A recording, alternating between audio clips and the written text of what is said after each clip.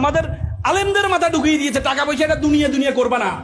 অথচ আল্লাহ তাআলা প্রথমে রাব্বানা আতিনা ফিদ দুনিয়া হাসানাতাও ওয়া ফিল আখিরাতি, প্রথমে দুনিয়ার কথা বলেছে, তারপর আখিরাতের কথা বলেছে। আর আমরা বলি আগে আখিরাত। নো, আল্লাহ আখিরাত বলেন, আগে আল্লাহ দুনিয়ার কথা বলেছেন।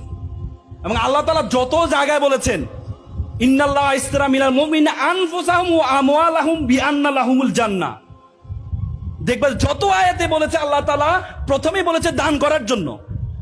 প্রথমে কি বলেছে? দান করো, যে আমওয়াল, সম্পদ দাও, সম্পদ দাও। আর আমরা বলি যে সম্পদ না, দরকার নেই। অত ইসলাম এক সময় বড় বড় ব্যবসা যত প্রতিষ্ঠান ছিল সবগুলো মুসলমানদের ছিল। সিন্দাবাদ, আমরা দেখি না সিন্দাবাদ, সিন্দাবাদের যারা ব্যবসা করার জন্য এই অঞ্চলে আসছিলেন, এসে ইসলামের দাওয়াত দিয়ে গিয়েছেন। আর এখন মুসলিম জাতিকে আমরা ধরে নিয়েছি আমরা হচ্ছে ফকিরের জাতি, আমরা হচ্ছে ভোক্তা, কনজিউমার। আর ইহুদিরা হচ্ছে সকল ব্যবসা প্রতিষ্ঠান পরিচালনা করে, আর আমরা হচ্ছে কনজিউমার, ভোক্তা। আল্লাহ রাসূল বলছে কাজাল ফাকরু ইয়াকুনাল কুফরান, দারিদ্রতা মানুষকে কাফেরের দিকে ধাবিত করে, দারিদ্রতা মানুষকে কাফেরের দিকে ধাবিত করে। আর আমরা বলি অর্থের প্রয়োজন নেই।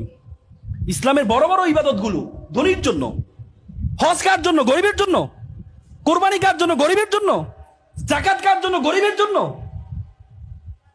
বড় বড় ইবাদতগুলো ধনী